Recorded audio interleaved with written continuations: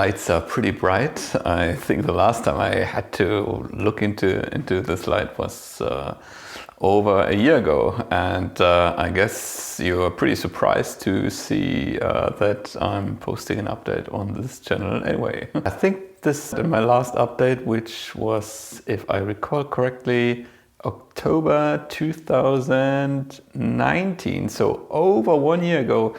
And during the last year, 2020, when I realized that there was a time when I was getting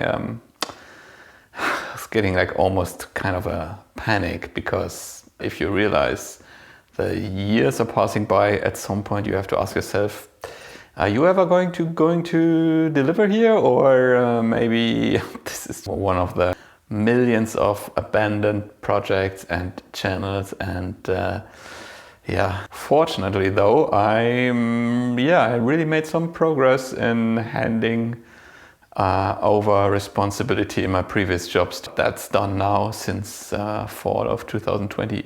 And I've been pretty much home since, obviously. I still have like one, or depending how you count, 2 other clients I do occasionally work for. But then after Christmas, things died down in a way that I had finally time to put myself together, and gave Parsley another look.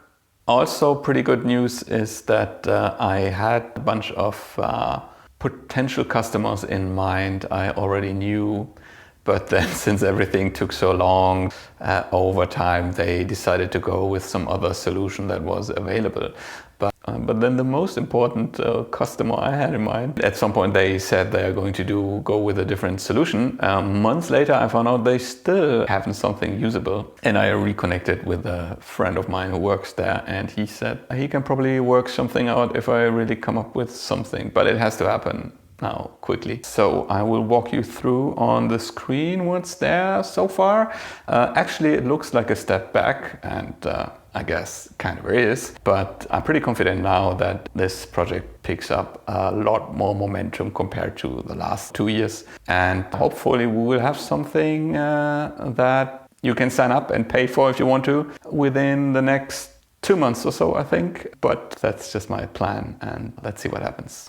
Okay, so this time around, since I started everything from scratch, I haven't implemented the whole thing about signing up and setting up. So there's not really a way to sign up, but I signed in with an account I created directly in the database. And this is basically what you see now. The big difference here is that I have this other editor component. In the other version, I was using this built-in feature from Rails. I wasn't happy with this right from the start, because I knew it would be too inflexible in the future.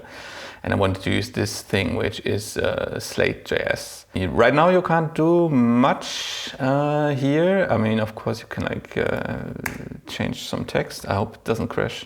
And basically you could just insert something, delete text, and so on. And this thing on top of here is actually a fixed layout. So this is actually the title of the page, and you can't really get rid of it. Like if you delete everything, you still have a template where the first sentence you type is always the title of the page.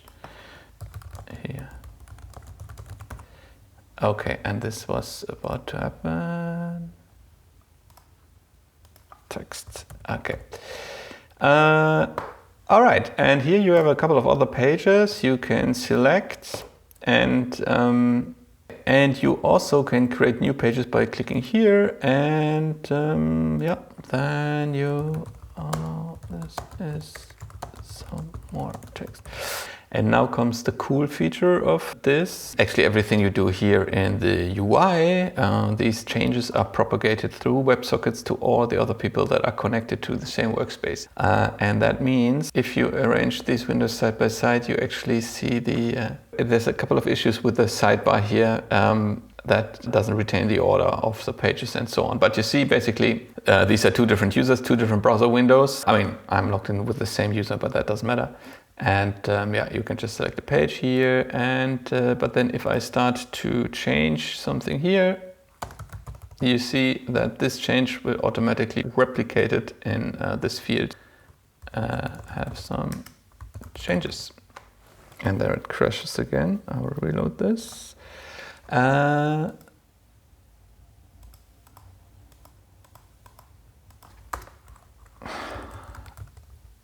Okay, seems like it's not really that stable.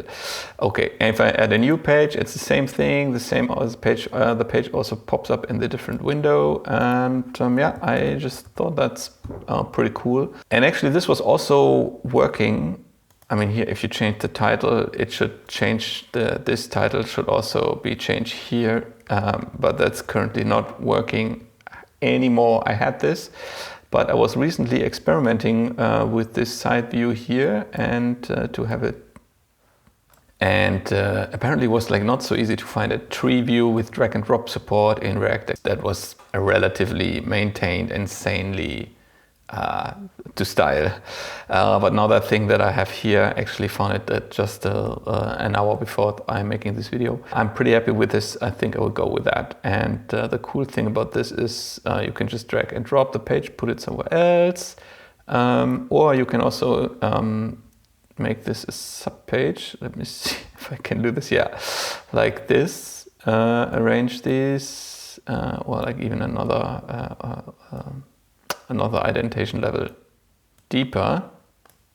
Okay, and then you can even move the whole tree and move it around, or like make it a sub tree of this here. And yeah, I thought that's pretty cool. The tree structure isn't stored on the server, and therefore it's also not replicated to any other people that are connected to that workspace. But that is probably what I'm going to work on next. So thank you for sticking around with this channel, and from now on, maybe there will be more frequent updates. Who knows? See you later in the next video. Bye bye.